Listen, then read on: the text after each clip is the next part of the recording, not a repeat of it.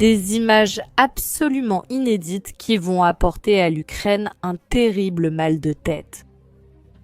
La ville de Kupiansk a récemment fait la une de tous les journaux, les médias occidentaux, certains allant presque jusqu'à annoncer sa perte par la Fédération de Russie. L'endroit où l'Ukraine a osé lancer sa contre-offensive, où il semble qu'elle gagne du terrain sur la Russie à grands pas.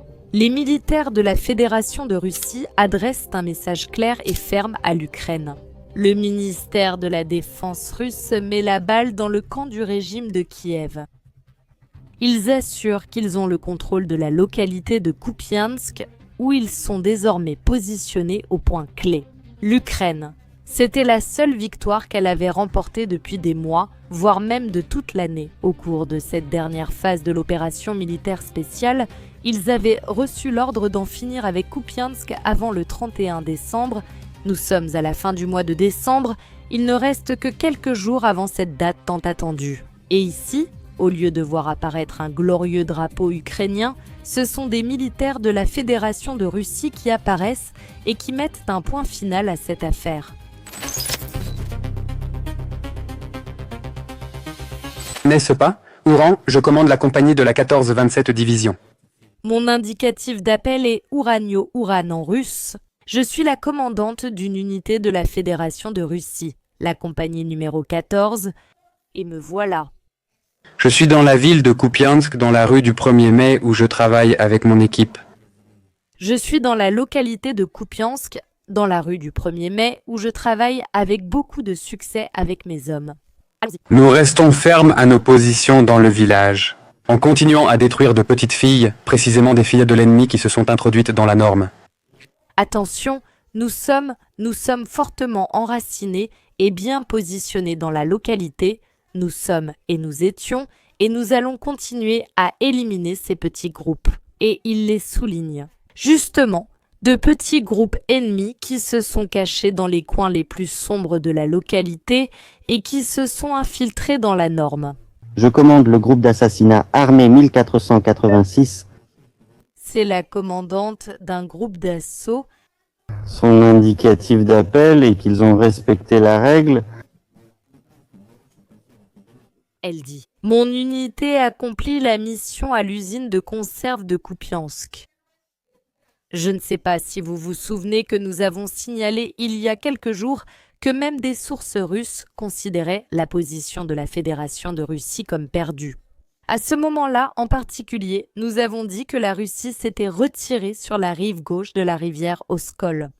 Il s'avère que ces hommes confirment maintenant tout le contraire et fournissent des informations clés. Nous restons exactement là où nous étions positionnés, mettant ainsi la balle dans le camp ukrainien. Comme vous le voyez, il n'y aura et il ne peut pas y avoir de meurtriers ici. Il n'y a pas de militaires ukrainiens ici. Il ne peut pas y en avoir et il n'y en aura jamais dans le cabinet. Tu gardes Kupiansk? Comme tu vois, il n'y a pas et n'aura pas de militaires ukrainiens ici. Je suis le commandant de la route 1855, je m'appelle Granit, je suis dans la commune. Mon indicatif d'appel est Granit ou Granito. C'est aussi un commandant d'une unité militaire de la Fédération de Russie et il dit « Maintenant, je me trouve dans la localité de Kupiansk. » Attention. Il montre ce qu'il y a derrière lui parce que, même si cela ressemble à un simple bâtiment, cela le positionne géographiquement. Il envoie un message codé, il dit qu'il est au centre de la ville, il le dit avec des mots, mais il montre aussi exactement où il se trouve. Il manque les tâches, la victoire sera pour nous, l'ennemi sera, dit-il. Mes hommes remplissent avec succès les objectifs qui leur ont été fixés. L'ennemi sera vaincu, la victoire sera à nous. Au centre de Kupiansk. Mes objectifs sont atteints avec succès. La victoire sera à nous. L'ennemi sera vaincu. Commandant de la 2e compagnie 1843, indicatif d'appel Typhoon. Nous sommes à Kupiansk. Nous procédons au nettoyage des bâtiments et des sous-sols. Nous sommes en ce moment dans la ville de Kupiansk, où nous procédons au nettoyage des bâtiments et des sous-sols des petits groupes ennemis isolés. Et ce n'est pas tout. Ils montrent aussi des images de la façon dont ils le font.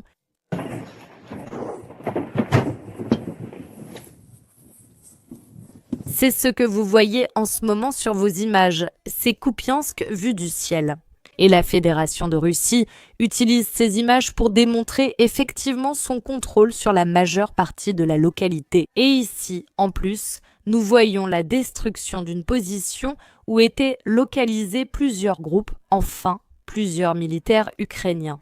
On parle d'une dizaine à une vingtaine de personnes, un groupe assez important, et il était là, essayant d'être repositionné.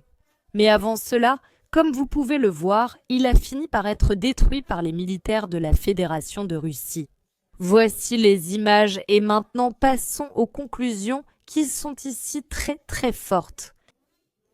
Ce dont nous parlons dans ce cas, c'est du fait que la Fédération de Russie, une fois de plus, s'est adaptée au feu occidental. Et il semble même qu'elle ait dépassé l'Occident dans ce domaine, en particulier l'Ukraine. Comme dernière tentative d'obtenir ne serait-ce qu'une victoire minimale avant le 31 décembre, parce que si la Russie ignore les dates, l'Ukraine, elle, les rend non seulement symboliques, mais aussi fondamentales et catastrophiques. La Russie dit clairement que oui, alors jouons le jeu. Pour l'instant, tout ce que nous savions sur Kupiansk provenait de sources, certaines de meilleure qualité que d'autres. Mais nous n'avions pratiquement vu aucune image, à part celle de Volodymyr Zelensky à l'entrée de la ville, qui bien sûr ne servent absolument à rien. Soyons clairs, elles pourraient soit être générées par intelligence artificielle, soit, ce que je pense personnellement, être assez anciennes. Antérieures aux faits, elles pourraient être authentiques, mais rappelons la trace. Vladimir Poutine l'a déjà dit. On la trouve souvent à 1 kilomètre de l'entrée de la localité. Par conséquent, une présence soudaine de Volodymyr Zelensky ne dit absolument rien quant au contrôle possible ou impossible des forces ukrainiennes sur un point particulier de la localité. Mais maintenant, la Fédération de Russie envoie les premières images très claires de ce qui se passe sur le front de Kupiansk. L'Ukraine, qui jusqu'à présent racontait victoire après victoire, en donnant constamment du grain à moudre aux médias occidentaux. Et bien sûr, en semant le doute ultime chez les contribuables occidentaux, peut-être pourrait-il continuer à soutenir l'Ukraine, car l'Ukraine a encore de réelles chances de gagner la guerre contre la Fédération de Russie.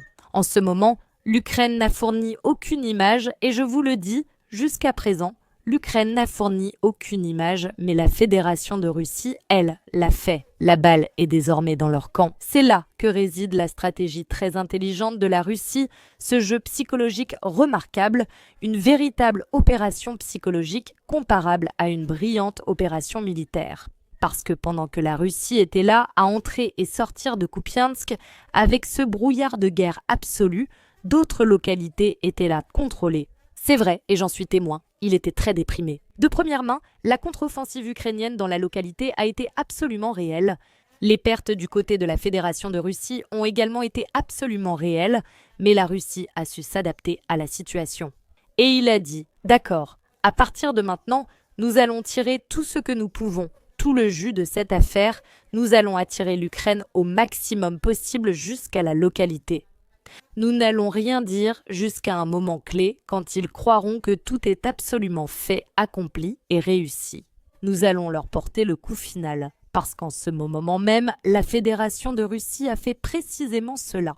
Il reste quoi? 3-4 jours, jusqu'au 31 décembre, allons-y. C'est pratiquement une question d'heure, c'est que l'Ukraine doit maintenant fournir une preuve définitive qu'elle contrôle vraiment Kupiansk. Quel point précis de la localité? Combien d'Ukrainiens vont être déployés?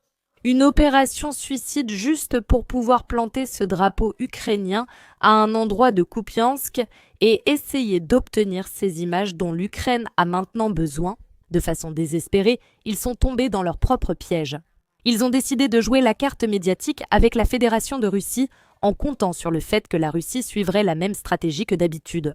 Mais la Russie d'aujourd'hui n'est plus la Russie d'il y a 4 ans. Ce n'est pas la Russie qui a lancé l'opération militaire, parce que la Russie qui lançait l'opération militaire spéciale s'appuyait sur des faits réels, des faits accomplis, des cas confirmés. Pratiquement, Elle ne jouait pas sur le terrain médiatique, mais elle a appris avec le temps et maintenant elle gagne aussi bien sur le plan militaire que sur le plan médiatique. Elle pose aussi ainsi un problème sans égal à l'Ukraine, qui, on se demande bien comment, sera ou non capable d'en résoudre beaucoup.